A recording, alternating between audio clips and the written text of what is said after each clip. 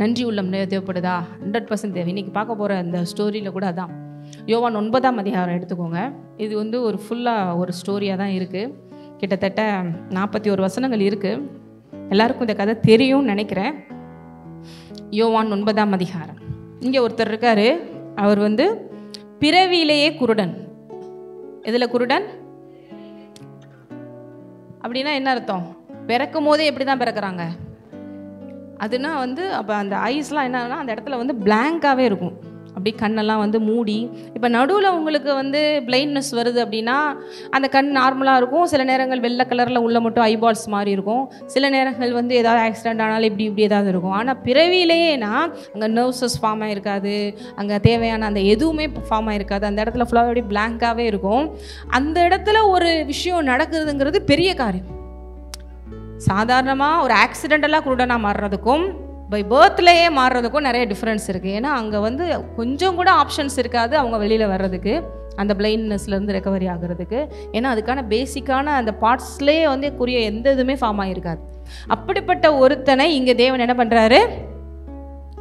சொஸ்தமாக்கி பார்வை கொண்டு வராரு. அதுக்கு அவனை என்ன செஞ்சான், எது அவனுக்கு இவ்வளோ பெரிய மிராக்கில கொண்டு வந்துச்சுங்கிறதான் இன்றைக்கி உங்களுக்கு தேவன் சொல்லிக் கொடுக்க போகிறார்.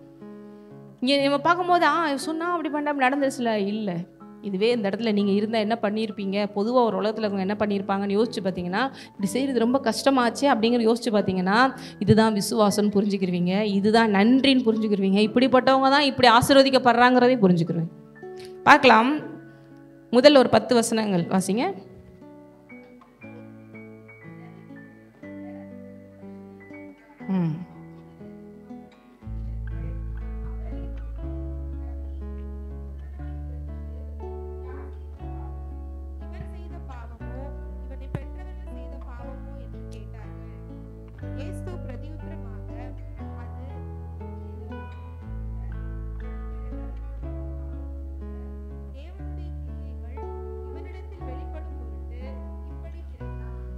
இங்கே பாருங்கள், சீஷர்கள் அவனை பார்த்துட்டு தேவன்கிட்ட ஒரு கொஸ்டின் கேட்குறாங்க. என்ன கேட்குறாங்க? இவன் எதனால் இப்படி பிறந்தான் ஆண்டவரே? எப்பயுமே நல்ல கொஸ்டினே ஆண்டவர்கிட்ட கேட்க மாட்டாங்க, ஏடா கூடமாக தான் கேட்குறாங்க. இவன் செஞ்ச பாவமா இல்லை இவங்க பெற்றவங்க செஞ்ச பாவமா அப்படின்னு. தேவன் வந்து எப்பவுமே பாசிட்டிவ் எல்லாத்தையும் பார்க்குறவர். ஏதோ ஒன்று, ஆனால் இப்போ அவனுக்கு விடுதலை கிடைக்க போகுது. இப்போ அவன் தேவனுடைய மகிமையை காக்க போகிறான். தேவன் அவன் மூலமாக என்ன பண்ண போகிறாரு? மகிமைப்பட போகிறாரு அப்படின்னு சொல்லிட்டு இப்படி அவருக்கு பதில் தராரு. அடுத்து 4.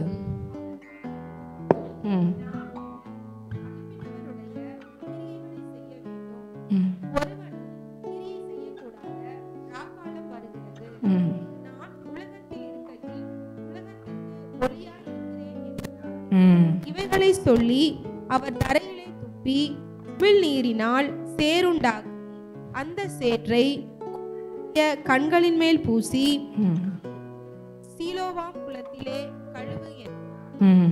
சீலோவாம் என்பதற்கு அனுப்பப்பட்டவன் என்று அர்த்தமாம். அப்படியே அவன் போய் கழுவி பார்வை அடைந்தவனாய் திரும்பி வந்தான்.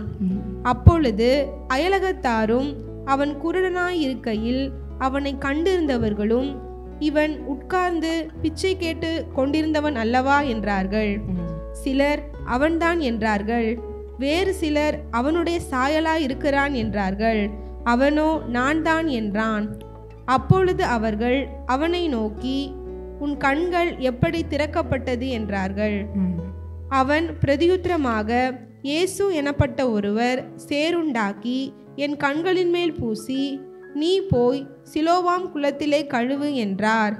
அப்படியே நான் போய் கழுவி பார்வையடைந்தேன் என்றான். ஓகே, இப்போ பாருங்கள், என்ன நடந்துச்சுன்னு உங்களுக்கு தெரிஞ்சிருக்கும். இப்போ இப்படிப்பட்ட ஒரு மனுஷனை தேவன் பார்க்குறாரு. பார்த்துட்டு என்ன பண்ணுறாரு? உடனே சீஷர்கள் இப்படி கேள்வி கேட்குறாங்க, அதுக்கும் பதில் சொல்கிறாரு. அதுக்கடுத்து அவர் நிறைய விஷயங்களை பேசுகிறார். என்ன பேசுகிறாருன்னா, பகற்காலம் மட்டும் நான் என்னை அனுப்பினுடைய கிரியைகளை செய்ய வேண்டும். ஏன்னா அதுக்கு முன்னாடி பார்த்தீங்கன்னா 8 இதிலலாம் பார்த்தீங்கன்னா எங்கே இயேசு போனாலும் இந்த பரிசேயர்களும் சதுசேயர்களும் வந்து பிரச்சனை பண்ணிக்கிட்டே இருப்பாங்க. அவர் என்ன அதிசயம் செஞ்சாலும் அற்புதம் செஞ்சாலும் ஓய்வு நாளில் செஞ்சிட்டீங்க, அது இப்போ இப்படி செஞ்சிட்டீங்க. அதுக்கு 8ஆம் அதிகாரத்தில் பார்த்தீங்கன்னா உபச்சாரத்தில் பிடிப்பட்ட ஒரு பெண்ணை கொண்டு வந்து தேவனத்தின் முன்னாடி நிப்பாட்டுவாங்க. நிப்பாட்டி இதுக்கு நீங்கள் என்ன சொல்கிறீங்க? எப்படியாவது இயேசுவை ஏதாவது ஒரு பிரச்சனையில் மாட்டி விடணும், அவர் தப்பானவர் இந்த சமுதாயத்தை காமிக்கணும். ஏன்னா அவர் இருக்க இருக்க இருக்க எல்லாரும் மத்தியிலும் என்ன பண்ணிட்டு போனார்?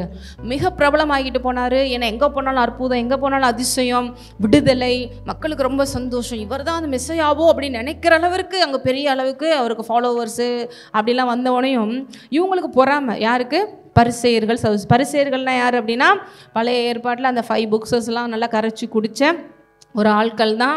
தேவனுடைய அந்த ஆலயங்களில் முக்கியமான பதவியில் இருக்கிறவங்களாகவும் இருப்பாங்க. இப்படியான அந்த மத சட்டப்பாட்டுகளை ஃபாலோ பண்ணிட்டு ரொம்ப சீரியஸாக இருக்கிறவங்களா இருப்பாங்க. பிரமாணம் அதெல்லாம் ரொம்ப விருத்த சேதம் அதெல்லாம் ரொம்ப ஸ்ட்ராங்கான பர்சன்ஸாக இருப்பாங்க. நல்லது தான். ஏன்னா பரிசேயர்கள்லாம் வந்து சின்ன வயசுலேருந்து இந்த வேதத்தில் நல்லா ப்ராக்டிஸ் பண்ணி அவங்கள அதுக்குன்னே படிக்க வச்சு கொண்டு வருவாங்க. இப்படிப்பட்டவங்க பரிசேயர்களுக்கும் சதுசேயர்களுக்கும் ஒரே ஒரு டிஃப்ரெண்ட்டு. பரிசேயர்கள் அப்படிங்கிறவங்க வந்து உயிர்த்தெழுதல், அந்த ஆவி இதெல்லாம் வந்து இருக்குது அப்படின்னு நம்ப மாட்டாங்க. சதுசேயர்கள் அதெல்லாம் நம்புவாங்க. இந்த 2 டிஃப்ரென்ஸ் தான் இவங்க 2 பேருக்கு நடுவில்னு சொல்கிறாங்க. ஆனால் இவங்களுக்கு எல்லாருக்கும் யார் மேலே இப்போ கண்ணு போகுது? இயேசு மேலே. ஏன்னா இங்கே வந்து மக்கள் வந்து ஒரு சடங்கு சாஸ்திரம் பண்ணி அந்த ரத்தத்தை பலி கொடுத்து ஆசீர்வாதம் வாங்கிட்டு போகிறாங்க. இங்கே என்னென்னா அசால்ட்டாக என்ன நடக்குது? இயேசு மூலமாக அசால்ட்டாக போனால் ஆசீர்வாதம், வந்த ஆசீர்வாதம். ஒருத்தனுக்கு போகிறாரு பாருங்க, 38 வருஷமாக எங்கே படுத்து கிடக்கிறான்? பெதஸ்தா குளத்தில் படுத்து கிடக்கிறான். அங்கே போய் ஒரு நேரத்தில் அந்த தேவதூதன் வந்து அப்படியே அசைச்சிட்டு போயிடுவான். இந்த தேவதூதன்கிறது எங்கேயுமே வந்து பழைய ஏற்பாட்டில் பெதஸ்தா குளத்தை பற்றியும் சொல்லலை, இந்த மாதிரி தேவதூதனை பற்றியும் சொல்லலை. ஃபுல் அண்ட் ஃபுல் வந்துன்னா பாகல் கல்ச்சர். அவங்களோட இதில் வந்து அந்த மாதிரி மண்டபத்தை வச்சு சர்பன் ஸ்பிரிட் என்ன பண்ணுமா, திடீர்னு மிட் நைட்லேயோ ஏதாவது ஒரு நைட்டில் அந்த தண்ணிக்குள்ளே அப்படி போகுமா. அப்போ தண்ணி அப்படியே அசையுமா. அந்த நேரத்தில் யாராவது உள்ளே விழுந்துட்டு அவனுக்கு சுகமாயிரும் அப்படிங்கிற மாதிரி அவங்க பிலீஃப் சிஸ்டம் வச்சுருந்து அந்த மாதிரி மண்டபத்திலேயே படுத்து கிடப்பாங்களாம் நோயாளிகள்லாம். அப்படி ஒவ்வொரு தடவையும் ஒருத்தனும் போய் ஏதாவது அந்த நம்பிக்கை நிமித்தம் ஏதாவது எடுத்துகிட்டு வந்துடுவான். ஆனால் இந்த 38 வருஷமாக கிடந்த மனுஷனுக்கு போகவே முடியல. கிட்டத்தட்ட 38 வருஷமாக அவனுக்கு சான்ஸ் கிடைக்கவே இல்லைன்னு தான் சொல்ல முடியும். ஏன்னா அதுக்கு முன்னாடி எவனோ ஒருத்தன் உள்ள இப்படிப்பட்ட ஒருத்தனை தேவன் அங்கே போய் பார்க்குறாரு. பார்த்துட்டு அப்படியாப்பா நான் வேணா உன்னை இறக்கி விடவா, வெயிட் பண்ணு, அடுத்த தடவை கலங்குற நேரம் நான் பாரு டக்குன்னு உன்னை உழுதிக்கு போட்டுறேன் அப்படின்லாம் சொல்லலை. தேவன் என்ன சொல்கிறாரு? நீ சொஸ்தமாக வேணுமென்று விரும்புகிறாயா? ஓகே இப்போ படுக்கை எடுத்துக்கொண்டு அப்படின்னு சொல்கிறாரு. உடனே 38 வருஷங்க. எத்தனை வருஷம்? ஏதோ 8 வருஷம் சொல்லலை, 38 வருஷம் ஒருத்தன் அப்படியே கடந்தவனுக்கு ஒரே நிமிஷத்தில் விடுதலை கிடைக்கிது. ஹல்லேலூயா. அப்படியே படுக்கை எடுத்துக்கொண்டு நடந்துட்டு போகிறான் பாருங்க. இது ஆனால் இதை பார்த்துட்டு நம்மள மாதிரி ஆளுகள்லாம் என்ன சொல்லுவோம், எவ்வளோ பெரிய விஷயம்னு அந்த பரிசையில் சொல்கிறாங்க. இதெல்லாம் நல்லதுதான், ஆனால் அந்த ஓய்வு நாளில் செஞ்சுட்டாங்களே. என்ன செஞ்சுட்டாங்க? அப்போ அவங்க ஃபோக்கஸ் எல்லாம் எங்கே இருக்குது? இவர் எப்படி கரை கண்டுபிடிக்கிறது? இவ்வளோ ஒரு 38 வருஷமாக ஒருத்தர் நடந்துச்சா அப்படின்னு அவன் மனசு பார்க்கல. அவன் மனசு ஹார்டாக இருக்குது, அவன் மனசு இருகலாக இருக்குது. ஆகவே அங்கே நடக்கிற எதுவுமே நல்லது எதுவும் கண்ணுக்கு தெரில. அங்கே எதெல்லாம் மைனஸாக இருக்குது, அங்கே எதெல்லாம் வந்து குறை கண்டுபிடிக்கிற மாதிரி இருக்குது, எப்படி மாட்டி விடலாம் இயேசுவை இப்படியே யோசிக்கிறான். போகிற இடம் வர்ற இடம்லாம் ஓய்வு நாள் எப்படி பண்ணிட்டீங்க, ஓய்வு நாள் அப்படி பண்ணிட்டீங்க அப்படின்னு தேவனும் பாருங்கள் அவங்களுக்கு பதிலுக்கு நல்லாவே நிறைய விஷயங்கள் சொல்கிறாரு. வேணும்னே அடுத்த அற்புதத்தை ஓய்வு நாளில் தான் செய்வார் அவர். ஏன்னா நானே தான் எல்லாத்தையும் உனக்கு கொடுத்தேன், மனுஷனுக்காக தான் ஓய்வு நாள் உண்டாக்கப்பட்டதே ஒழிய ஓய்வு நாளை வச்சு நீ மனுஷனை என்ன பண்ணாத, ஸ்பாயில் பண்ணாத. ஒரு சாதாரண ஆடு மாடுக்கு கூட ஒரு எமர்ஜென்சினா அந்த நாளில் போய் ஹெல்ப் பண்ண மாட்டியா? அப்போ ஒரு மனுஷனுக்கு இது நல்லது நடந்துச்சு நீ நினைப்பா. அன்பு தான் இப்போ எல்லாத்துக்கும் மேலே கொடுத்து ஏன்ட்டே வந்து இப்படி பண்ணுறியா அப்படிங்கிற மாதிரி பேசுவார். அப்போ அவங்க புரிஞ்சுக்கிற மாட்டாங்க. மோசே தான் எல்லாருக்கும் பெரியவர், ஆபிரகாம் தான் பெரியவர் அப்படி இப்படின்னு பேசுவாங்க. 8ஆம் அதிகாரத்தில் படித்து பார்த்தீங்கன்னா அப்போ தேவன் சொல்லுவார் அவங்களுக்கு முன்னாடியே நான் இருக்கேன் பாரு. உடனே இவங்க பாருங்கள் ப்ராக்டிக்கலாக யோசிச்சு, மோசே முன்னாடி ஆபிரகாம்னால உனக்கு கிட்டத்தட்ட 50 வயசு கூட இருக்காது, நீங்கள் என்ன அப்போ இருந்து இருக்கீன்றீங்க அப்படிங்கிற மாதிரி ஆர்கியூ பண்ணுவாங்க. ஃபுல்லாக ஃப்ளெஷ்லி மைண்டு. இன்றைக்கும் இப்படிப்பட்ட ஆள்கள் இருக்க தான் செய்கிறாங்க கிறிஸ்தவத்துக்குள்ளே. ஃபுல்லாக அவங்களுக்கு தெரிஞ்சது தான், நான் எனக்கு கொடுத்த ரெவலேஷன் தான், இப்படித்தான் அப்படித்தான். புதுசாக நம்ம வந்து வெளிப்பாடுகளெல்லாம் ஏதாவது சொன்னால் கூட அக்செப்ட் பண்ண மாட்டேன். நாங்கள் பாரம்பரியமாக இப்படி தான் பண்ணியிருக்கோம், இது இப்படித்தான் நடக்கணும், இல்லைன்னா இது வந்து உண்மையானதே கிடையாது, சாத்தான் சபை அப்படி இப்படின்னு சொல்லி குழப்பி. ஏன்னா பிசாசே அப்படி பண்ணுது அப்படின்னு சொல்லிட்டு யாரை பார்த்து சொன்னாங்கன்னா இயேசுவை பார்த்து சொல்கிறாங்கங்க. என்ன சொல்கிறாங்க? நீ பிசாசை கொண்டு பிசாசை விரட்டுறேன்னு யாரை பார்த்து சொல்கிறாங்க? இயேசுவை சொல்கிறாங்க. இன்னொன்று, நீ பிசாசிலேருந்து வந்த அதனால தான் இப்படி பேசுகிறேன்னு யாரை பார்த்து சொல்கிறாங்க? 8ஆம் அதிகாரத்தை வீட்டில் இருக்கும்போது படித்து பாருங்க சொல்கிறாங்க. அதனால் நம்மளை பார்த்து சொல்கிறதெல்லாம் பெரிய விஷயமே கிடையாது. ஏன்னா அது மோசமான உலகம், நல்லவங்களை பார்த்து அப்படி சொல்லலைன்னா தான் அதிசயம். அவங்களுக்குள்ள பிசாசு இருக்கிறனால அடுத்தவங்களை ஃபுல்லாக இப்படி தான் பார்க்குறது இல்லையா? அப்போ அப்படி இருந்தும் தேவன் பாருங்கள் சரி, ஏன்னா அவருடைய நோக்கம்லாம் என்னன்னா தன்னை யாருன்னு ஒரு நிமிஷத்தை அவங்கள்ட்ட காமிச்சிடலாம், ஆனால் சிலுவையில் தன்னை கொடுக்கறதுக்காக அவர் வந்ததுனால எல்லாத்துலேயும் அட்ஜஸ்ட் பண்ணிட்டு பொறுமையாக போகிறாரு. எல்லா இடத்துலையும் அவரை கொல்ல வர்றாங்க, மலையின் மேலேருந்து தள்ள வர்றாங்க, கல்லெறிய வர்றாங்க, எல்லாத்துலேயும் அப்படியே எடுத்துக்கு போயிட்டு போகிறாரு. ஏன்னா தன் உயிர் அந்த மாதிரி நேரத்தில் சிலுவையில் இப்படி கொடுக்கப்படணும், அதற்காக தான் வந்தேங்கிறதுல கரெக்டாக அவர் இருக்கார். இல்லைன்னா ஒரு நிமிஷம் தான் யாருன்னு காமிச்சிட முடியாதா? காமிச்சிடலாம். தேவதூதர்களை இறக்கிற முடியாதா? இறக்கிடலாம். ஆனால் அவர் பர்பஸ் என்ன? நமக்காக மரிக்கணும், நமக்காக எல்லா பரிகாரமும் செஞ்சு முடிக்கணும், அடுத்து உயிர்த்தெழுதல் எல்லாத்தையும் காமிச்சிக்கிடுவார் அவர், இல்லையா? ஸோ இதெல்லாம் பொறுமையாக போயிட்டுருக்கு. இப்போ இந்த மாதிரி இன்சிடென்ட் டைமில் அப்படி ஆன் தி வேலை வந்துட்டு இருக்கும் போது தான் இந்த குருடனை பார்க்குறாங்க. இந்த குருடனை பார்த்தோன்னே சீஷர்கள் கேள்வி, இவன் எதனால் இப்படி இருக்க ஆண்டவரே, இவன் செஞ்சதா, அவங்க அப்பா செஞ்சதா, அவங்க அம்மா செஞ்சதா அப்படின்னா அவர் என்ன, எதுவும் இல்லை விடு, நடந்து போச்சு, இப்போ நான் அவனை மாற்ற போகிறேன் அப்படிங்கிறத பாசிட்டிவாக சொல்கிறேன். இப்போ என்ன நடக்குது அப்படின்னா 6 இவைகளை சொல்லி அந்த உலகத்தில் இருக்கையில் உலகத்திற்கு ஒளியாக இருக்கிறேன்னு சொல்கிறாருல, பகற்காலம் மட்டும் என்னை அனுப்பினுடைய கிரியைகளை செய்ய வேண்டும், ஒருவனும் கிரியை செய்யக்கூடாது, ராக்காலம் வருன்னு. அப்போனா எனக்கான டைம் இப்போ இருக்குது, நான் இப்போ என்னை வெளிப்படுத்த போகிறேன். சிலுவை நேரம் அந்த மாதிரி ஒரு நேரமும் வரப்போகுது. அந்த மாதிரி நேரத்தில் அதுதான் இருண்ட காலம், அந்த ஒரு ராக்காலங்கிற மாதிரி சில நேரங்கள் சொல்ல வர்றாரு. ஆனால் மறுபடியும் எல்லாமே மாறும், இந்த உலகத்துக்கு நான் ஒளியாகவே இருக்க போகிறேங்கிறத, ஒளியாக இருக்கிறேங்கிறத எல்லாரும் அறிவாங்க அப்படின்லாம் சொல்கிறாரு. ஏன்னா இப்போயும் தேவன் ஒளியாக இருக்கிறாரு, ஆனால் நமக்கு ஒளியாக இருக்கிறாருன்னு தெரியுது, சுற்றி இருக்கிறவங்களுக்குலாம் தெரியல. ஏன்னா அவங்களுடைய மனக்கண்கள் இந்த குருடனை போல குருடாக இருக்கிறது, இல்லையா? அவங்க கண்களை யார் தான் திறக்கணும்? தேவன் தான் திறக்கணும். இங்கே ஒரு வித்தியாசமாக வந்து ஹீலிங் கொடுக்குறார் தேவன். எத்தனையோ ஹீலிங்ஸை எப்படியோ பண்ணியிருக்காரு, ஆனால் ஒரே மாதிரி பண்ண மாட்டார். எத்தனை பேர் படித்து பார்த்துருக்கீங்க? மத்தேயு, மார்க்கு, லூக்கா, யோவானில் சிலருக்கு இங்கேருந்தே போ அவன் சரியாயிருவான் அப்படின்பார். அது சொன்ன அந்த டைமில் அங்கே அவனுக்கு ஹீலிங் நடந்திருக்கும். சிலருக்கு நேரில் போய் தொட்டு சுகமாக்குவார், சிலருக்கு வஸ்திரத்தை தொட்டு சுகம் கிடைக்கிது, வேற வேற வேற என்ன மாதிரிலாம் ஹீலிங்ஸ் நடந்திருக்கு பார்த்துருக்கீங்க. வார்த்தையை அனுப்பி சொல்றது, இப்போ டேரெக்டாக அவன் பாவங்கள் மன்னிக்கப்பட்டது எலும்பு அப்படின்னு சொல்றது. அங்கே இப்போ சிலோம அந்த பெதஸ்தா குளத்தில் இருக்கிறவங்களாம் அவன் பாவங்கள் மன்னிக்கப்பட்டது எலும்புன்ற, ஒவ்வொருத்தவங்களுக்கும் ஒவ்வொரு டைப் ஆஃப். ஏன்னா அவனுக்கு எந்த விதத்தில் அவனுக்கு அந்த ஹார்ட்டில் அந்த உணர்வை கொடுத்து விசுவாசத்தை தூண்டி விட்டு அவனுக்கு செய்ய வைக்க முடியும், அப்படி செய்வான். இவனுக்கு வேறு மாதிரி பண்ணுறாரு. இது நம்ம கொஞ்சம் வித்தியாசமாக இருக்குது. என்னடா, எச்சியை துப்பி மண்ணில் வந்து சேர குழச்சி, அதுக்கடுத்து கண்ணில் பூசி, அதுக்கடுத்து போய் சிலோவாம் குளத்தில் போய் கழுவுன்னு சொல்கிறாரு. அதுதானே பார்க்குறீங்க, என்னையே பார்க்குறீங்களா? அங்கே போட்டிருக்குல்ல. இங்கே சிலோவாம் குளம் அப்படிங்கிறது வந்து ஜெருசலேமில் இருக்கிற ஒன்று. இங்கே எப்படி போட்டிருக்குன்னா, அவங்களுடைய அதாவது அந்த எருசலேம் கோயிலுக்கு போகிறதுக்கு முன்னால் அந்த மக்கள்லாம் வந்து தங்களை சுத்தம் செய்கிறதுக்காக அந்த குளத்துக்குள்ளே போய் இறங்கி குளிச்சோ இல்லை கை கால் கழுவியோ அதெல்லாம் பண்ணிட்டு தான் அந்த கோயிலுக்குள்ளே போவாங்க. தங்களை வந்து சுத்திகரித்து கொள்றதுக்காக அந்த குளம் அந்த காலத்தில் இருந்துச்சு. அதுதான் பாருங்கள் சிலோவாம் குளம். இது வந்து என்ன சொல்கிறாங்க அப்படின்னா, உங்களுக்கு கிங் அவர் வந்து ஹெசாயா அப்படின்னு ஒரு ஆள் கூட படிச்சிருக்கோம், எசேக்கியா அப்படிங்கிறது தமிழில் வரும். அவர் காலத்தில் இது கட்டப்பட்ட ஒன்றுன்னு சொல்கிறாங்க. ஸோ இப்படிப்பட்டது தான் இந்த சிலோவாம் குளம். இது வந்து ஃபுல் அண்ட் ஃபுல்லாக எதுக்காக யூஸ் பண்ணப்பட்டாங்க? ரிச்சுவலாக, அவங்களுடைய அந்த மத சடங்கு சாஸ்திரங்களுக்காக அவங்க யூஸ் பண்ணப்பட்ட, தங்களை சுத்திகரித்து கொள்ள அந்த மக்களால் யூஸ் பண்ணப்பட்ட ஒன்றுன்னு சொல்கிறாங்க. ஸோ இதனால தான் அந்த இடத்துல போய் கழுவு அப்படின்னு சொல்லி ஆண்டவர் அனுப்புகிறாரு. ஸோ எச்சி எதுக்குங்க துப்பி பண்ணுறாரு? அவங்க எதுக்கு என்ன சொல்கிறாங்க அப்படின்னா பாருங்கள், குருடனுக்கு கண்ணு தெரியாது, அவன் என்ன வேலை தான் பார்த்துருப்பான், சாதாரணமாக ஒரு பிச்சை எடுக்கிற வேலை, ஸோ சாதாரணமாக அப்படி தான் பார்த்துட்டு இருந்திருப்பான். அப்படி இருக்கும்போது அவனை பார்க்க ரோட்டில் போகிறவங்க வரவங்கலாம், இவனா ஒரு பிச்சைக்காரமாக இருக்கானே அப்படின்னு சொல்லிட்டு சில நேரங்கள் அவனை வந்து அசிங்கப்படுத்துகிற மாதிரி, அவமானப்படுத்துகிற மாதிரி எச்சியை காரி துப்பிட்டு கூட போவாங்க அவன் இருக்கிற இடத்துலன்றாங்க. அது எல்லாம் அவன் மனசில் எவ்வளோ பெரிய பாதிப்பை ஏற்படுத்தியிருக்கும். அவனுக்கு பார்க்க முடியாது, ஆனால் கேட்க முடியும், இல்லையா? அவன் உணர முடியும், என் பக்கத்தில் மக்கள் கிராஸ் பண்ணி போயிட்டுருக்காங்க, ஆனால் என்னை இவ்வளோ கேவலமாக ட்ரீட் பண்ணிட்டு போகிறாங்க அப்படின்னு சொல்லிட்டு. ஆனால் இந்த இடத்துல ஒருத்தர் அதே எச்சியை தான் துப்புறாரு, ஆனால் அவனுக்கு அது பார்வையே கொண்டு வருகிறது. அது எவ்வளோ நாள் அந்த விஷயங்கள் அவன் இருதயத்தை உலகத்தில் இருக்கிறவங்க செஞ்சதெல்லாம் காயப்படுத்துச்சோ, ஆனால் இவர் செஞ்ச அந்த ஒரு விஷயம் அவனுடைய வாழ்க்கையே பெரிய டேர்னிங் பாயிண்ட்டை கொண்டு வருது. எல்லாத்துக்கும் மேலே பாருங்கள், தேவனுடைய வாயிலிருந்து இந்த வார்த்தை வந்து தான் அந்த உலகத்தையே சிருஷ்டித்தது. அதே அவருடைய வாயிலிருந்து வந்த அந்த விஷயங்கள் தான் பாருங்கள் அவனுடைய வாழ்க்கையில் பெரிய மாற்றத்தை கொண்டு வருது. பெரிய ஒரு கிரியேஷன், நான் தான் கிரியேட்டருங்கிறதை காமிக்கும் விதத்தில் அவர் செய்கிறாரு. எல்லாத்துக்கும் மேலே அந்த மண்ணை குலைத்து வச்சதெல்லாம் எதுக்கு அப்படின்னு பாருங்கள், தேவன் நம்மளை எப்படி ஆரம்பத்தில் உருவாக்குனாரு?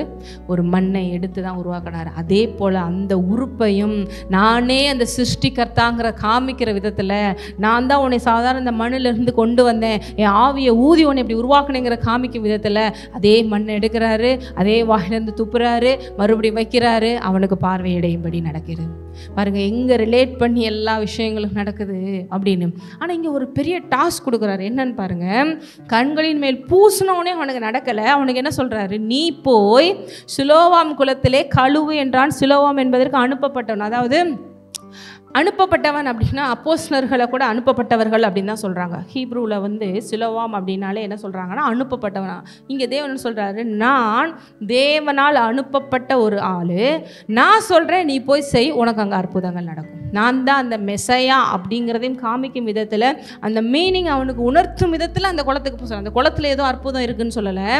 ஆனால் இவர் சொன்னதை நம்பி அவன் என்ன பண்ணுறான்? போகிறான். என்ன நடக்குது பாருங்கள்.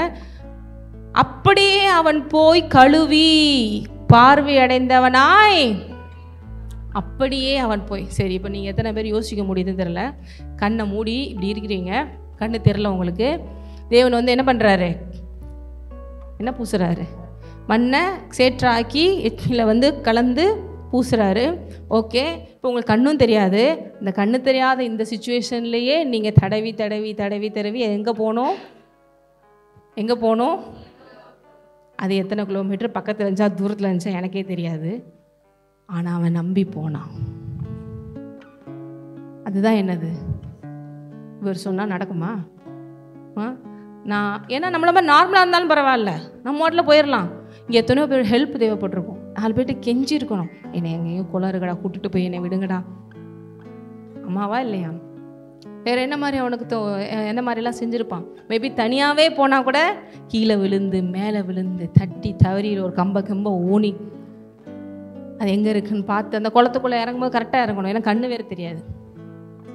மேபி எவ்வளோ விஷயங்கள். ஆனால் அதை எல்லாத்தையும் தாண்டி அவர் சொன்னதை செய்கிறான், பார்வை அடைகிறான். இங்கே நம்ம எத்தனை பேர் இவ்வளோ ரிஸ்க் எடுக்கிறோம்? விசுவாசத்துலேயும் கூட நிறைய நேரங்களில் ரிஸ்க் எடுக்கணும். துணிஞ்சி காலை வை அப்படின்னு வரும். இல்லைங்க, கண்ணை மட்டும் ஓப்பன் பண்ணி விடுங்க, நான் போய் கழுவிட்டு வந்துடுறேன், நீ போ. அப்போ உனக்கு என்ன ஆகும்? அவன் விசுவாசத்தை ஆக்டிவேட் பண்ணுறாரு பாருங்க தேவன். போய் கழுவுனா, கழுவி இப்படி ஒரு தொட்டு தண்ணி வச்சிருப்பான்னு நினைக்கிறேன், பார்வை வந்து விட்டது.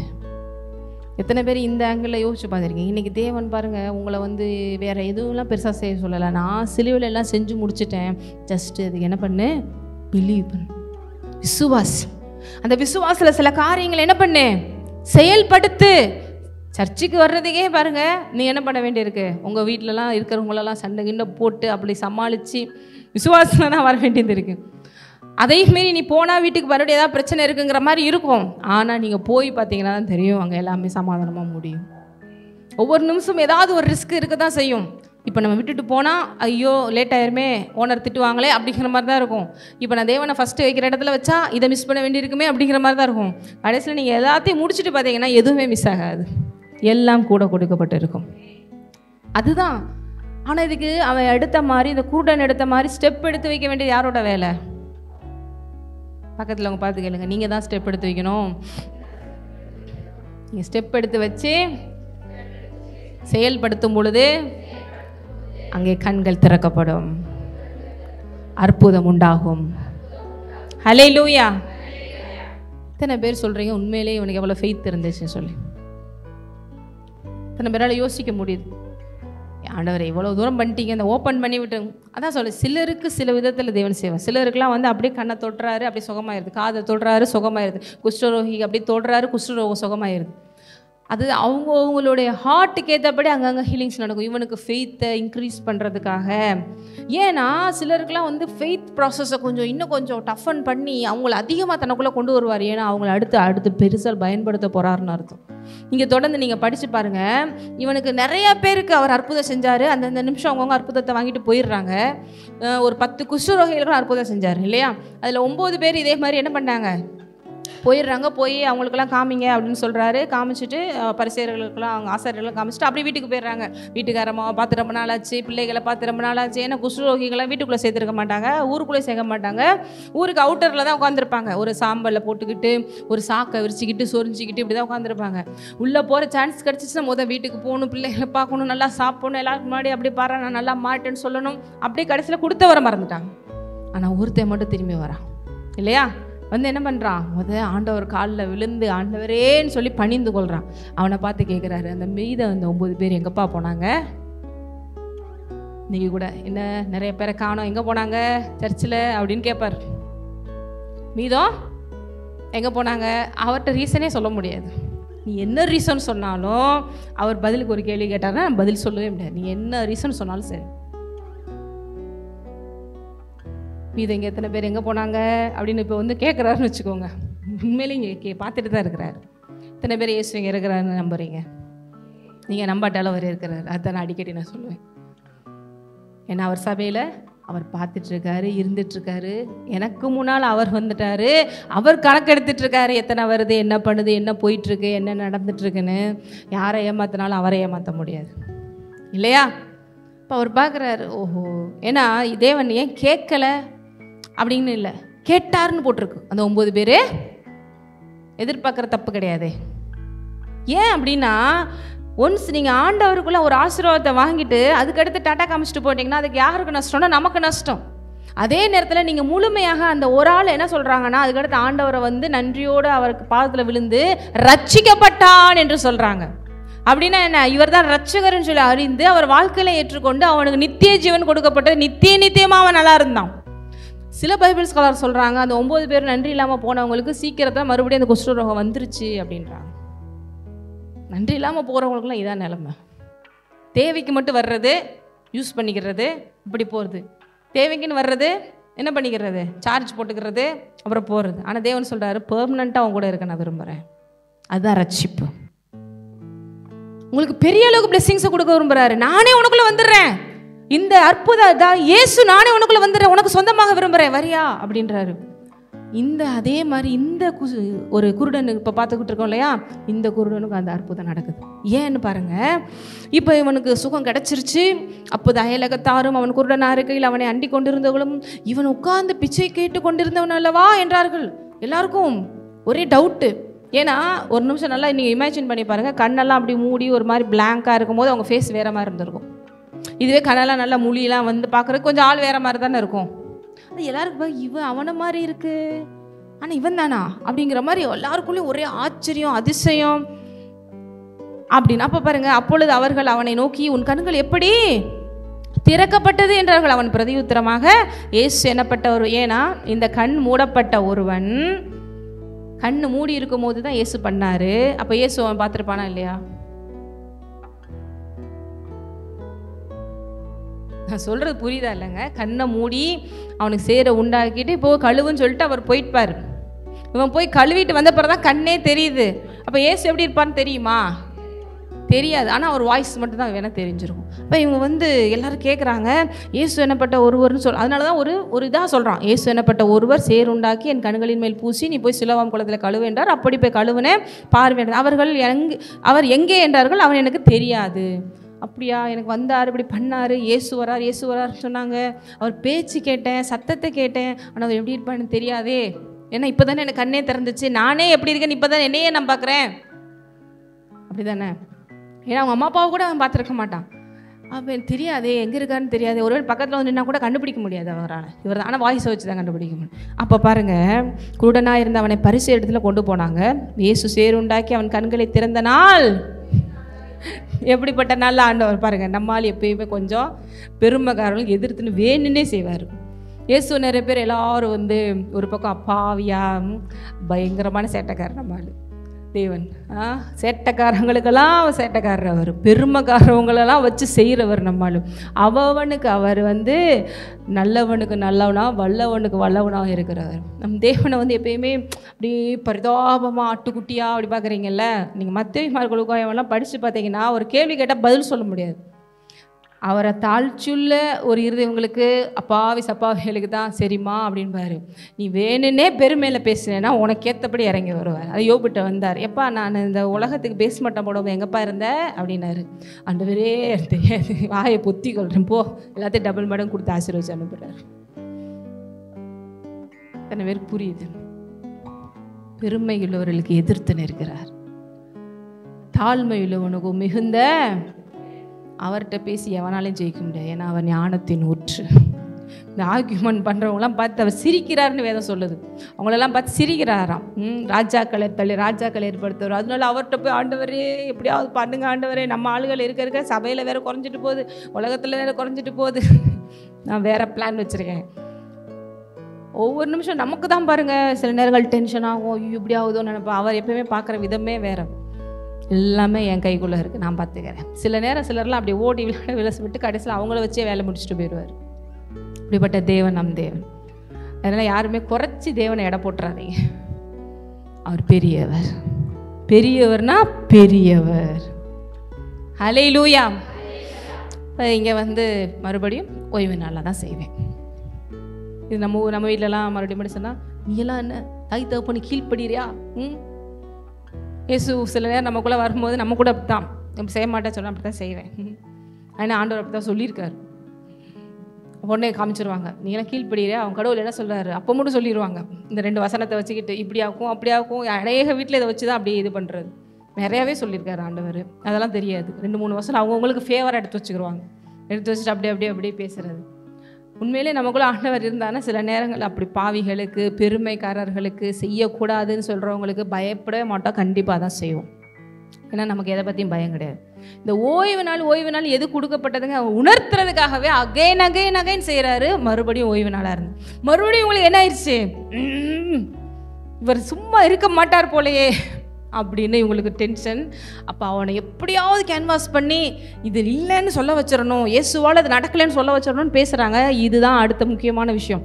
குருடனாக இருந்த அவனை பரிசேயரிடத்தில் கொண்டு போனாங்களே, இயேசு சேருண்டாக்கி அவன் கண் திறந்த நாள் ஓய்வு நாளாக இருந்தது. ஆகையால் பரிசேயரும் அவனை நோக்கி நீ எப்படி பார்வையடைந்தான் என்று மறுபடியும் கேட்டார்கள். அதற்கு அவர் என் கண்களின் மேல் சேற்றை பூசினார், நான் கழுவினேன், காண்கிறேன். எத்தனை தடவைடாப்பா சொல்கிறது அப்படின்னு. அப்போ பாருங்க, பரிசேயரில் சிலர் அந்த மனுஷன் ஓய்வு நாளை கைக்கொள்ளாததினால் அவன் தேவனிடத்திலிருந்து வந்தவன் அல்ல என்றார்கள். சிலர் பாவியாக இருக்கிற மனுஷன் இப்படிப்பட்ட அற்புதங்கள் எப்படி செய்வான் என்றார்கள். விதமாக அவர்களுக்குள்ளே பிரிவினை உண்டாயிடுச்சு. சொல்கிறாங்க இவன் ஓய்வு நாளே ஃபாலோ பண்ணலை, இவனுக்கு எப்படி ஆண்டவர் மிராக்கள் செஞ்சிருப்பாரு, இவன் மூலமாக எப்படி மிராக்கள் நடந்திருக்கும்? இல்லவே இல்லை. ஒரு சிலர் சொல்கிறாங்க இப்படி எப்படிங்க நடக்கும், ஆண்டவர் இல்லாமல் நடக்குமா? இல்லை. அப்போ இவங்களுக்குள்ளேயே ஒரு இது குழப்பம் வந்து தேவன் வேணுனே குழப்பத்தை ஏற்படுத்துவார். சில நேரம் குழப்பத்தை ஏற்று உண்மை எதுன்னு புரிய வைக்கிறதுக்காக செய்வார்.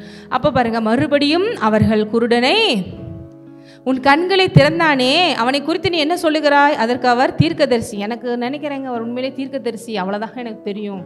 அதுக்கு அடுத்து பாருங்க, கூடனா இருந்த பார்வையடைந்தது யூதர்கள் நம்பாமல் பார்வையடைந்தனுடைய தாய் தகப்பன்மாரை பாருங்க. இங்கே பர்பஸ் என்ன, ஒருத்தர் இப்படி இருக்கிறாங்கிறது ஊருக்குள்ள நடந்து போகிறவங்களுக்குலாம் தெரியுது, இவன் தானான்னு. இவங்க எப்படியாவது இயேசு இவருக்கு செய்யலைங்கிறது நிரூபிக்கிறதுக்காக, இல்லை நீ சும்மா சொல்கிறேன்னு மறுபடியும் உங்கள் அம்மா அப்பாவெல்லாம் கூப்பிட்டு வா அப்படி சொல்லி ஸ்கூல்லலாம் பேரண்ட்ஸை கூப்பிட்டு விட்றாங்க பார்த்தீங்களா, அந்த மாதிரி அனுப்புகிறாங்க. அவர்களை நோக்கி உங்கள் குமாரன் குருடனாய் பிறந்தான் என்று சொல்லுகிறீர்களே, அவன் இவன் தானா? பாருங்க, அம்மா அப்பாட்டே கேட்குறாங்க, இவன் தானே உங்கள் பையன், இவன் தான் பிறக்கும் போதுலேருந்து குருடனா பிறந்தானா அப்படின்னு. இவனாலே இப்பொழுது இவன் பார்வை அடைந்தான் என்று. எதனால பார்வை அடைஞ்சான்? இவனாலே இப்பொழுது இவன் எப்படி பார்வை அடைந்தான் என்று கேட்டார்கள். தாய் தகப்பனார் பிரதியுத்தரமாக இவன் எங்கள் குருடனாய் பிறந்தான் என்றும் எங்களுக்கு தெரியுங்க. ஆமாங்க, நான் தானங்க பெற்றேன், என்கிட்டே கேட்குறீங்களேன்னு அந்த அம்மா சொல்லியிருக்கோம். அடுத்து அப்பொழுது அவர்கள் பார்வை அடைந்த வகை எங்களுக்கு, ஏன்னா நான் கூட இல்லைங்க, ஆனால் இப்போ பாருங்கள் என் பிள்ளைக்கு பார்வை கிடச்சிருச்சு, இவன் கண்களை திறந்தான் என்ன என்பது எங்களுக்கு தெரியாது, இவன் வயதுள்ளவனாக இருக்கிறானே, இவனையே கேளுங்கள், இவன் சொல்லுவான். அவங்க என்ன சொல்கிறாங்க, இவனை சின்ன பிள்ளையா, எல்கேஜி பிள்ளையா நாங்கள் சொல்லிக் கொடுக்குறதுக்கு, இவனே பெரிய ஆளாக தானே இருக்கு, இவன்ட்டே கேளுங்க. ஏன் அதுக்கு அடுத்து போட்டிருக்க ரீசன்னா, அவங்களும் பரிசேயர்களுக்கு பயந்துருந்தாங்க. எங்கள் ஜெபாலயத்திலேருந்து நம்மளை ஒதுக்கி வச்சுருவாங்களோ, ஏன்னா இவங்களாம் அத்தாரிட்டி பர்சன்ஸாக இருக்கிறனால நம்மளை சேர்க்காமல் போயிடுவாங்களோ. நிறைய பேர் அப்படி தானே நினைக்கிறீங்க. எங்கே நம்ம இயேசுவை ஏற்றுக்கொண்டோன்னு சொன்னால் நம்ம குடும்பத்துலேருந்து, நம்ம ஆஃபீஸ்லேருந்து, நம்ம ஜாதியிலேருந்து நினைக்கிறீங்களா இல்லையா? அதனால தானே சிலருக்கு போல்டாக சொல்ல வர மாட்டேங்குது. நம்ம கூட பேசாமல் போயிடுவாங்களோ, 4 பேர் இப்படி இருந்தவங்க இப்படி போயிடுவாங்களோ, இது இப்படி தனியாக நின்றுவோமோ, ஒரு பயம், ஒரு கலக்கம். அதனால் அவங்க அம்மா அப்பா என்ன சொல்கிறாங்க, எங்களுக்கு தெரியாதுங்க, பேசாமல் அவன்கிட்டே கேளுங்க. அதான் அங்கே வேதத்தில் ஆவியானவர் கரெக்டாக நோட் பண்ணி வச்சுருக்காரு. நீங்கள் நினைக்கிறதும் அவருக்கு தெரியும். இங்கே பாருங்கள், அவனுடைய தாய் தகப்பன்மார்கள் யூதர்களுக்கு பயந்ததினாலே இப்படி சொன்னார்கள். என்னில் இயேசுவை கிறிஸ்து என்று எவனாவது அறிக்கை பண்ணினால் அவனை ஜெபாலயத்திற்கு புறம்பாக்க வேண்டும் என்று யூதர்கள் அதற்கு முன்பே கட்டுப்பாடு செய்திருந்தார்கள். அதனால தான் இவங்க அம்மா அப்பா ஓப்பனாக கேள்விப்பட்டாலும், இவ்வளோ அற்புதம் நடந்தாலும் ஓப்பனாக இயேசு தான் செஞ்சார்னு சாட்சியா இத்தனை பேர் சாட்சி சொல்ல முடியல. இங்கே வந்து சொல்லிட்டா யூடியூப்பில் தெரிஞ்சிடும், 4 பேர் பார்த்துருவாங்க. இங்கே யூடியூப்லேயே உங்களுக்கு சொல்ல முடியல, அப்புறம் எப்படி உங்களை தேவன் உலகத்துக்கு சாட்சியாக நிப்பாட்ட முடியும்? அதில் 4 பேர் வந்து சொல்லி கொடுத்துட்றாங்க. நீங்கள் இப்படிலாம் சொல்லிடாதீங்க, உங்களை வந்து 4 பேர் நாளைக்கு மதிக்க மாட்டாங்க. இங்கே தேவன் பாருங்கள், விபச்சாரத்தில் பிடிப்பட்ட பெண்ணை கூட போட்டிருக்காங்க. அவங்கள பார்க்கும்போது மதிக்காமல் இல்லை, சே எவ்வளோ தூரம் ஆண்டவர் தொட்டிருக்காரு, எவ்வளோ பெரிய அதிசயம் நமக்கு தெரியுது. குருடனாக இருந்தவன் அவனை பற்றி சொல்கிறதுக்கு அசிங்கப்படவே இல்லை. நான் இவ்வளோ நாள் குருடனாக தான்ப்பா இருந்தேன், ஆனால் எனக்கு இவ்வளோ பெரிய அதிசயம் நடந்திருக்கு. உண்மையிலேயே அறிவு இருக்கிறவன், ஆண்டவரை அறிஞ்சவன் அப்படி தான் பார்ப்பான். இந்த மாமிச சிந்தனை ஆளுகள் நீங்கள் என்ன பண்ணாலும் பார்க்க தான் செய்வாங்க. இயேசு நமக்காக சிலுவையில் நிர்வாணமாக தொங்குனார், அதிசயமா இல்லை அசிங்கமா? அதிசயம். அது அசிங்கமான அவருக்கு உண்மையில அசிங்கமாக தான் இருந்துச்சு, ஆனால் நமக்காக அசிங்கப்பட்டார். இங்கே நம்ம சொல்கிற சில சின்ன சின்ன விஷயங்கள்ல 4 பேர் அப்படி நினச்சிட்டு போகிறாங்க. இயேசுக்காக நான் என்னை துன்பப்படுத்தவும் என்னை அசிங்கப்படுத்துறதுக்கும் நான் பாக்கியம் பண்ணியிருக்கேன்னு நினச்சி பாருங்கள். உண்மையிலே கண் திறந்தப்பட்டவன் என்ன பார்ப்போம், எவ்வளோ பெரிய அதிசயம்ப்பா, இவங்களுக்கு இப்படிமா நடக்கும் அப்படின்னு பார்ப்பான். அதுதான் உண்மையாக ரட்சிக்கப்பட்டவன். இந்த ரட்சிக்கப்படாது எப்படினாலும் பார்க்கும், அதை பற்றி நம்ம கவலையே கிடையாது. எவ்வளோ பெரிய பாக்கியவான்னு பார்ப்பான், எவ்வளோ பெரிய கொடுத்து வச்சவங்கன்னு பார்ப்பான், இவ்வளோ ஒரு பெரிய டேர்னிங் பாயிண்டான்னு பார்ப்பான். நானும் பார்த்துட்டேன், இப்படிப்பட்டவங்களோட இருதயத்துக்கு ஏற்றபடி தான் அவங்க வாழ்க்கை இருக்குது. ஒன்றுமே லைஃப்பில் பெருசாக நடக்க மாட்டேங்குது. சுற்றி சுற்றி சுற்றி வர்றாங்க, வயசாகிட்டு தான் போகுது, ஒரு நன்மை யாருக்கும் நடக்கிற மாதிரி இல்லை. கிறிஸ்தவர்களும் பேரை வச்சுட்டு வேறு சுற்றுறாங்க. நேற்று கூட மீட்டிங்கில் சொன்னாங்க பாருங்கள், சர்ச்சுக்கு வர்றவங்களே மோசமான ஆள்களாக இருக்கிறாங்க. நானும் சொல்லிட்டேன், யார் உங்களை நம்ப சொன்னால்? கூட இருக்கிற விசுவாசிகள் எல்லாம் 100% இயேசுவாக தான் இருப்பாங்க, ஊழியர்கள்லாம் இயேசுவாக தான் இருப்பாங்க அப்படின்னு உங்களை நம்பினீங்கன்னா அதுக்கு நான் பொறுப்பு கிடையாது. எல்லாருக்குள்ளேயும் மாம்ச சிந்தனை இருக்க தான் செய்யுது. அதுக்கு தான் ஆவியில் பலப்பட்டு ஆவியானவர் கொடுக்குற அந்த அறிவில் நிரம்பணும். எல்லாத்துக்கும் மேலே ஃபுல் கான்சன்ட்ரேஷன் எங்கே இருக்கணும்? தேவன் மேலே இருக்கணும், அவர் வார்த்தை மேலே இருக்கணும். யாரையும் ஃபேவர் பண்ணுறதுக்கோ யாரை ஐஸ் வைக்கிறதுக்கோ யாரும் நம்ம இல்லை.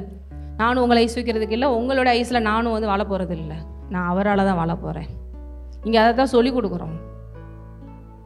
ஆகவே இந்த மாதிரி ஆளுகள்லாம் இருப்பாங்க, டிசப்பாயிண்ட் ஆகாது. நானே பழைய முன்னாடி ஒரு சர்ச்சுக்கெலாம் போனோம் பாருங்கள், அங்கே எனக்கு வந்து என்னோடய இருதயத்துக்கு ஏற்றபடி எனக்கு ஒவ்வொரு நாளும் ஆசீர்வாதமாக இருந்துச்சு. ஆனால் அதிலே வந்து 10 வருஷம் ஆனாலும் உருப்படாத ஆளுகளையும் நான் பார்க்க தான் முடிஞ்சிச்சு. கடைசியில் அவங்கவுங்க இருதயத்துக்கு ஏற்றபடி தான் ஆசீர்வாதம். ஒரு சின்ன சேரில் உட்கார்ற விஷயத்தில் ஒரு சின்ன விஷயங்க, அவங்க அப்படி பயங்கர கோவப்பட்டு, இங்கே தான் நான் எப்பயுமே உட்காருவேன், நீங்கள் எப்படி உட்காந்தீங்க? நாங்கள் ஃபஸ்ட் டைம் போயிருந்தோம், நான் தெரியாமல் அந்த சேரில் போய் உட்காந்துட்டோம். அதுக்கு அந்த சேர்லேருந்து எந்திரிக்க வர்ற வரைக்கும் விடலையே. ஆனால் நம்ம அங்கே இருக்கிற போதனைகளை பார்க்கும்போது இப்படிப்பட்ட போதனைகளா அப்படின்னு சொல்லிட்டு நம்ம இப்படி கேட்டதே இல்லையடா. அப்போ தோணுது, நாங்களும் எத்தனை வருஷம் வந்துட்டு இருக்கோம் தெரியுமா அப்படின்றாங்க. இத்தனை வருஷம் இந்த போதனை கேட்டாலும் ஒரு சேர் கூட விட்டு கொடுக்க மாட்டேன். நீங்கள் அது எந்திரிச்சிருங்க, நாங்கள் கர்ச்சீவை போட்டு வச்சுட்டு போயிருக்கோம். அப்படி எனக்கு எப்படி இருந்துச்சுன்னா, அப்போ போய் கூப்பிட்டு தெரிஞ்சவங்க பேசினேன், இப்படி சொன்னாங்க. எல்லாரையும் உன்னை யார் நம்ப சொன்னா? அங்கே போகிறவங்கெல்லாம் இப்படி தான் இருப்பாங்கன்னு யார் நம்ப சொன்னா? அங்கே போதனைகளை கேட்டு அதை 4 வகையான நிலம் பார்க்குறோம் இல்லையா, அதில் நல்ல நிலத்தில் தான் அப்படி சிலர்லாம் இருப்பாங்க. சிலது பாறை நிலத்தில் விழுந்த மாதிரி இருக்கும், சிலது முல்லை, சிலது கேட்டது அப்படி வெளியில் போன வேறு மாதிரி போயிடும். அதுக்கு போதகரும் பொறுப்பில்லை, தேவனும் பொறுப்பில்லை, அவங்கவுங்க இருதயத்துக்கு ஏற்றபடி தான் அவங்க வாழ்க்கை. அப்புறம் தான் புரிஞ்சுக்கிட்டோம், ஆஹா சரி. ஆனால் நான் சொல்கிறேன், நல்ல இருதயத்தில் தேவன் எங்களை கொண்டு போனதுனால நாங்கள் 100 ஆசீர்வாதத்தை பெற்றுக்கொண்டு வந்தோம். அங்கே யார் மேலேயும் தப்பு கிடையாது, அவங்கவுங்க இருதயத்துக்கு ஏற்றபடி தான் ஆசீர்வாதம். இப்போ இங்கே பாருங்கள், இவனுடைய இருதயம் எப்படி இருக்குது? கூப்பிட்டு கேட்குறாங்க அவங்க அம்மா அப்பா, இதுக்கு பிரச்சனை, இதுக்கு சொல்லிக்கிட்டு நம்மளை எங்கே ஒதுக்கி வச்சிட போகிறாங்க அப்படின்னு. ஏன்னா நாங்களும் பாருங்கள் பாரம்பரிய பின்னணியிலேருந்து வந்தவங்க. நாங்கள் ஒன்ஸ் ப்ரைவேட்டாக இந்த மாதிரி RCCSலேருந்து தான் வந்தாங்கன்னா வேறு மாதிரி எங்களை பார்ப்பாங்க. அதிலே நாங்கள் எங்கே போனாலும் நல்ல ஒரு கௌரவமாக அந்த ஒரு கமிட்டி போட்டு அதுக்கு மெம்பரெல்லாம் போட்டு அப்படி இருக்கிறோம். ஸோ நாங்கள் ப்ரைவேட் சர்ச்சுக்கு ஃபஸ்ட் டைம் போகும்போது எங்களுக்குள்ளே அந்த மாதிரி வந்துச்சு. ஃபஸ்ட்டு என்ன தரமாட்டாங்க, கல்ற தரமாட்டாங்கடா அவங்களுக்கு. ஃபஸ்ட்டு என்ன தரமாட்டாங்க, ஏன்னா அந்த மாதிரி பாரம்பரிய சபைகளில் தான் இடம்லாம் வச்சுருப்பாங்க. அந்த மாதிரி ஃபஸ்ட், ஏன்னா நீங்கள் இந்துஸ்லேருந்து வரவங்களுக்கு முன்னாடி சில ரெஸ்ட்ரிக்ஷன்ஸ் இப்படிலாம் இருக்கும்னு நினைக்காதீங்க. எல்லாத்துக்கும் இருக்க தான் செய்யும், எல்லா மக்களுக்கும் ஏதாவது ஒரு சேலஞ்சிங் இருக்க தான் செய்யும். அப்படி தர மாட்டாங்க, இப்படி தர மாட்டாங்க. அதுலேயும் வீட்டிலலாம் வேற எல்லாருமே அந்த சைடு போயிட்டீங்களா, நீங்கள் இப்படி போயிட்டீங்களா, இதெல்லாம் என்ன பண்ண போகுது, அவ்வளோதான் அப்படிங்கிற மாதிரி. அப்புறம் புதுசாக தேவனுடைய சத்தியங்களை அறிஞ்சு நம்ம இப்படி தான் ஜாதி பார்க்கக்கூடாது, அது பார்க்கக்கூடாது, அதெல்லாம் கிடையவே கிடையாது அப்படின்னு சொல்லி அவங்க கற்றுக்கிட்டதை தவிர நம்ம புதுசாக ஏதாவது செஞ்சுட்டோன்னா நமக்கு அப்படியே என்ன ஆயிடுவோன்னா பிடிக்காத அவங்கள எல்லா இடத்துலையும் இருக்க தான் செய்கிறாங்க. அப்படி இருந்தும் அப்புறம் நாங்கள் ஒரு முடிவு எடுத்தோம். அதில் விஷயத்தில் அவருக்கு ஒரு நல்ல ஒரு தெளிவு. சரி இப்படி தான் போகணும்னு முடிவு பண்ணிட்டா, இதான் சரின்னு முடிவு பண்ணால் இறங்கிட வேண்டியதானே, யார் என்ன நினச்சா என்ன அப்படின்னு. அதுக்கு அடுத்து துணிஞ்சு அங்கே ஃபுல்லாக கட்டாயி அங்கே போக ஆரம்பித்து 10 வருஷம் அங்கே இருந்து இப்போ நாங்களே ஊழியத்தை நடத்தும்படி தேவன் செய்து விட்டாங்க. இதுவே நாங்கள் அங்கே மட்டும் போகிறது அவங்களுக்கு ஃபேவர் பார்த்து இவங்களுக்கு ஃபேவரை பார்த்து அங்கேருந்து ஒதுக்கி வச்சுருவானோ, கல்ற கிடைக்காதோ நினச்சி இருந்திருந்தோன்னா நாங்களும் எங்கேயோ ஒரு மூலையில் ஒரு ஓரமாக உட்காந்துக்கிட்டு ஆண்டவரே இவ்வளோ பிரச்சனையாக இருக்குது நான் என்ன பண்ணேன்னு உட்காந்துட்டு இருந்திருப்பேன். கண்ணீர் விட்டு அழுது ஜெபம் பண்ணிட்டு இருந்திருப்பேன் ஒரு ஓரமாக எங்கேயாவது நினைக்கிறேன். ஆனால் இன்றைக்கி அநேகருக்கு ஆசீர்வாதமாக தேவன் வைத்திருக்கிறேன். அந்த மாதிரி தான் இந்த குருடன் பாருங்கள் அடுத்து என்ன நடக்குதுன்னு தாய் பகர் மாதிரி இப்படி சொல்கிறாங்க. அது நிமித்தம் இவன் வயதுள்ளவனாக இருக்கிறான், இவனே கேளுங்கள் என்று சொல்கிறாங்க. அதனால் அவர்கள் குருடனாக இருந்த மனுஷனை 2ஆம் தரம், டேய் நான் பார்வை அடைஞ்சது ஒரு தப்பாப்பா, இத்தனை தடவை உட்காந்து என்னமோ நான் கொலை பண்ண மாதிரி உட்காந்து கேட்குறீங்களே அப்படின்னு அவன் நினச்சிருப்பான். நீ தேவனை மகிமைப்படுத்து. சரிப்பா உனக்கு ஏதோ நல்லது நடந்துச்சு நான் ஒத்துக்கிறோம், ஆனால் கடவுள் தான் செஞ்சுட்டாரு அதையும் ஒத்துக்கிறோம், ஆனால் இவர் மூலமாக செய்யலேன்னு மட்டும் நீ சொல்லிடு. யார் மூலமாக? எத்தனை பேருக்கு புரியுது அவங்க என்ன சொல்ல வர்றாங்கன்னு சொல்லிட்டு. அப்போ பாருங்க அந்த மனுஷன் பாவி என்று நாங்கள் யாரை சொல்றாங்க? ஏன்னா ஓய்வு நாள் செஞ்சுட்டார்ல, ஓய்வு நாளில் செஞ்சிருந்தா அவன் பாவியாக தான் இருக்க முடியும். ஏன்னா அவன் தேவனை மதிக்கலை, தேவனை கட்டளைகளை மதிக்கலை, அதனால் அவன் கண்டிப்பாக செஞ்சுருக்க முடியாது. ஆனால் ஏதோ உனக்கு திடீர்னு ஒரு மிராக்கள் நடந்துருச்சு, ஆண்டவர் செஞ்சுட்டாரு, நன்றி செலுத்திரு, ஆனால் இயேசு அப்படின்னு சொல்லாத. அவன் பிரதியுத்தரம் இப்போ என்ன நடக்குது பாருங்க. அவர் பாவி என்று எனக்கு, நான் குருடனாக இருந்தேன் இப்பொழுது காண்கிறேன், அது ஒன்று தான் எனக்கு தெரியும். எப்பா எனக்கு எதுவும் தெரியாதுப்பா, எனக்கு ஒன்று நடந்துச்சு, நான் குருடனாக கிடந்தேன், நான் எவ்வளோ கஷ்டப்பட்டேன் எனக்கு தாண்டா தெரியும். இப்போ பாருங்க இங்கே உங்களெல்லாம் பார்க்க முடியுது, நான் எப்படி ஒரு இருளான உலகத்தில் இருந்தேன் எனக்கு தான் தெரியும். அவர் என்னை சரி பண்ணார், அது ஒன்று தான் எனக்கு தெரியும்.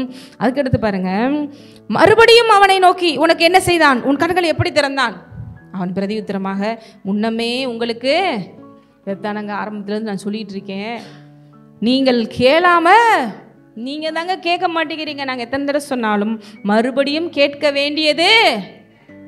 இதெல்லாம் கொஞ்சம் சுத்த தமிழில் போட்டிருக்காங்க, நம்ம ஊரில் பேசுகிற மாதிரி இருந்தால் மறுபடியும் மறுபடியும் என் பக்கம் எத்தனை தடவை தான்ப்பா நானும் சொல்கிறது, ஆனால் நான் எத்தனை சொன்னாலும் நீங்கள் புரிஞ்சுக்கிற மாட்டேங்கிறீங்களே அப்படின்றான். அவருக்கு சீசராக உங்களுக்கும் மனதுண்டோ? எப்படி கேட்குறா பாருங்க, ரொம்ப கேட்குறீங்களே, தலைவர் கட்சியில் சேர்ந்து நினைக்கிறீங்களா அப்படிங்கிற மாதிரி ரொம்ப கேட்குறீங்க, ரொம்ப இன்ட்ரெஸ்ட் அவரை பற்றி இது தெரிஞ்சுக்கணும்னு ஆசையா அப்படின்னு இவங்களுக்கு பாருங்க. அப்பொழுது அவர்கள் அவனை நோக்கி, நீ அவனுடைய சீசன், நாங்கள் மோசேயினுடைய சீசர், மோசேயுடனே தேவன் பேசினார் என்று அறிவோம், அவன் எங்கேருந்து வந்தவர் என்று அறிவோம். அதற்கு அந்த மனுஷன், அவர் என் கண்களை திறந்திருந்தும் அவர் எங்கே இருந்து வந்தவர் என்று நீங்கள் அறியாமல் இருக்கிறது ஆச்சரியமான காரியம். பதிலுக்கு எப்படி சொல்கிறாங்க, அவர் எங்கன்னு தெரியாது, நாங்கள்லாம் மோசே, நீ வேணா அவன் சீசனாக இருக்கலாம், எங்களை போய் அவன் சீசனாக சொல்கிறியான்னு ஒரே அதான் பாருங்க. இவன் கண்ணே தெரியாதவன், இவன் எப்படிங்க பைபிள் படிச்சிருப்பான்? ஆனால் பைபிள் படித்ததெல்லாம் குருடா அவன் முன்னாடி நின்று பதில் சொல்லிட்டு இருக்கு. இத்தனை பேருக்கு புரியுது? கண்ணு தெரியாதவன் பைபிளே படிச்சிருக்க முடியாது. ஆனால் பைபிளை கரைச்சி குடித்த பரிசேயர்கள் குருடனை போல எங்கேருந்து வந்தான்றாங்க. பைபிளே படிக்காதவன் இயேசுவால தொடப்பட்டவன் இவர் தான் கிறிஸ்து என்று சாட்சி சொல்கிறான். எந்த காரணம்? நிறைய பேருக்கு இந்த பைபிள் இந்த கதை தெரியும், அந்த கதை தெரியும், கரைச்சி குடிச்சு வச்சிருக்கேன், இந்த வருஷத்தில் இந்த பைபிளை முடிச்சிடணும்னு நினச்சிட்டு இருக்கேன், ரிவர்ஸில் படிச்சுட்டு இருக்கேன், தலைகீழ படிச்சுட்டு இருக்கேன், எல்லாம் படிப்பாங்க. ஆனால் ஒரு பேசிக்காக ஒரு சின்ன விஷயத்துக்கு விசுவாசிக்க தெரியாது, ஒரு யூஸும் இல்லை.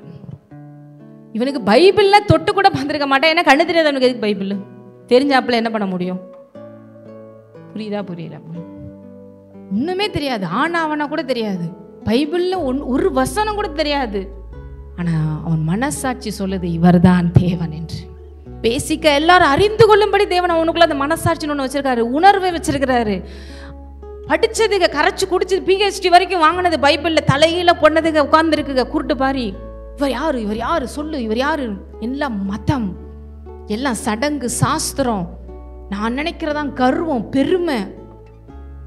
அங்க இயேசு அவங்க அறியவே முடியல. இவன் இருதயத்தில் இயேசு வெளிப்பட்ட பாருங்க. இவ்வளோ தூரம் தெரிஞ்சிருந்தோம் இவர் எங்கேருந்து வந்தவர் என்று நீங்கள் அறியாமல் இருக்கிறது எனக்கு ஆச்சரியமான, உங்களுக்கு இது கூட புரியலையாங்க அப்படின்றான். எப்படிங்க இது கூட நீங்கள் புரிஞ்சுக்கிற முடியாமல் இருக்கீங்க? பாவிகளுக்கு தேவன் செவி கொடுக்கிறதில்லை என்று அறிந்திருக்கிறோம். ஒருவன் தேவ பக்தியிலோனா இருந்து அவருக்கு சித்தமானதை செய்தால் அவனுக்கு செவி கொடுப்பார். பிறவி குருடனுடைய கண்களை ஒருவன் திறந்தான் என்று உலகம் உண்டான முதல் கேள்விப்பட்டது இல்லையே, அவர் தேவனிடத்தில் வராதிருந்தால் ஒன்றும் செய்ய மாட்டாரே என்றார். எப்படி சொல்றான் பாருங்க. எங்கேயாவது பாவிக்கு தேவன் செவி கொடுத்துருக்கான்னு கேள்விப்பட்டிருக்கீங்களாங்க? அப்புறம் எப்படிங்க இவர் செஞ்சாரு? பிறவிலே நான் குருடேங்க, எனக்கு இப்படி ஒரு அற்புதம் நடந்திருக்குன்னா இப்போ இவர் வேற யாரு அப்படின்னு பதிலுக்கு யாரை பார்த்து கேட்குறான்? அவ்வளோ பெரிய ஆளுகள். ஆனால் அவங்க அம்மா அப்பா என்ன ஆனாங்க?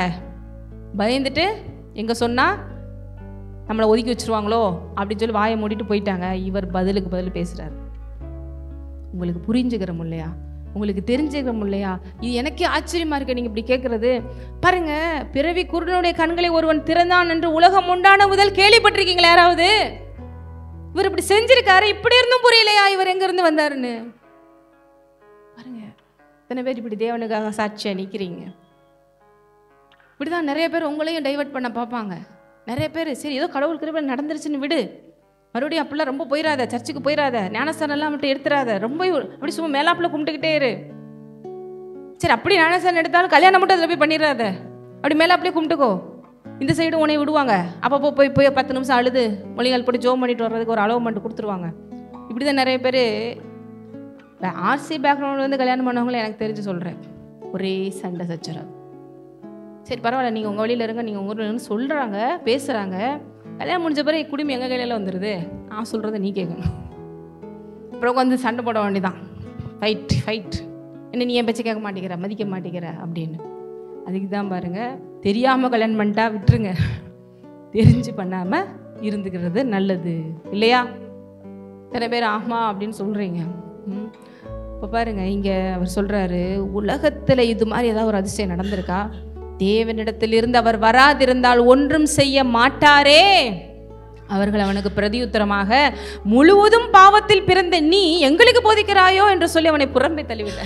நீயே ஒரு பாவி, நீ எனக்கு சொல்றியா? நாங்கள் தான் பரிசேயர்கள், நாங்களாம் அவ்வளோ பெரிய ஆள். பாருங்க, வெறுப்பு. என்ன சொன்னாலும் சிலர்லாம் அப்படி இருக்காங்க. அவங்களுக்கு நீங்கள் என்ன தான் இருதயத்தை கிழிச்சு காமிச்சாலும், இயேசுவே வந்து மாதிரி நின்னாலும் நான் அப்படி நம்ப மாட்டேங்கிறவங்க அப்படி தான் இருக்கிறாங்க. அப்போ என்ன நடக்குது? அவனை புறம்பே தள்ளி விட்டதை இயேசு கேள்விப்பட்டு அவனை கண்ட போது, இப்போ யார் கேள்விப்படுறா? நீங்கள் தேவனுக்காக நிற்கிறத யார் பார்த்துட்டு இருக்கா? ஒவ்வொரு நிமிஷமும் நீங்கள் தேவனுக்காக ஆர்கியூ பண்ணுறதை யார் பார்த்துட்டு இருக்கா? பார்த்துட்டு இருக்காரு. ஒரு அற்புதம் பண்ண எனக்காக எவ்வளோ தூரம் நிற்கிறான் பார். எத்தனையோ அற்புதத்தை வாங்கி டாட்டா காமிச்சிட்டு போயிடுச்சு. எத்தனையோ பேருக்கு அற்புதம் நடந்தாலும் இன்னத்தை செஞ்சாருன்னு போகுது. ஒரே ஒரு அற்புதம் என்ன சொல்கிறாரு? ஓஹோ, இப்படி எனக்காக ஒருத்தர் பேசிகிட்டு இருக்கானா, எனக்காக ஒருத்தர் வேற அவனுக்கு என்ன பிளெஸ்ஸிங்ஸ் கிடைக்கிது லாஸ்ட்டில் அவனுக்கு புரியும். கேள்விப்பட்டு வந்து பேசுகிறாரு, நீ தேவனுடைய குமாரத்தில் விசுவாசமாக இருக்கிறாயா? ஏன்னா இவர் டைரெக்டாக இயேசுவை பார்த்தது கிடையாது. நேராக வந்து இயேசு இப்போ தன்னை வெளிப்படுத்த வர்றார். வெளிப்படுத்தவர், நீ தேவனுடைய குமாரத்தில் விசுவாசமாக இருக்கிறாயான்றாரு. அதற்கு அவன், ஆண்டவரே, அவரிடத்தில் நான் விசுவாசமாக இருக்கும்படி அவர் யார்? ஆமாம் அப்படிதான் இருக்கு, ஆனால் அவர் யாருன்னு எனக்கு தெரியாதே, ஏன்னா வந்தால் இயேசுவை பார்த்தது இல்லை இல்லையா அப்படின்னு. இயேசு அவனை நோக்கி, நீ அவரை கண்டிருக்கிறாய், உன்னுடுகிற பேசுகிற அவர்தான் என்றார். அவனுக்கு எல்லாம் தெரியும், நீ பார்த்துருக்க, நான் தான்ப்பா அது அப்படின்றாரு. பாருங்க, உடனே அவன், ஆண்டவரே விசுவாசிக்கிறேன் என்று சொல்லி அவரை பணிந்து கொண்டான். நீங்க தானா அப்படின்னு. இப்படி நிற்கிறவங்களுக்கு இயேசு என்ன பண்ணுறாரு? தன்னை வெளிப்படுத்துகிறார். தன்னை டைரெக்டாக இப்படி இருக்கிறவங்களுக்கு வெளிப்படுத்துகிறார். தன்னை இன்னும் அதிகமாக அவங்களுக்கு வெளிப்படுத்தி தன்னண்டே அவங்களை இழுத்து கொள்கிறார். நீ இனிமேல் எனக்காக வாழ வேண்டுவேன், எனக்கு சொந்தம், வா, யார் உன்னை புறம்பு தள்ளலாம் என்ன, நான் உனக்கு இருக்கிறேன். இந்த வருஷம் நிறைய பேருக்கு ஒரு வாக்குத்தத்தம் ஆண்டவர் கொடுத்துருக்காரு.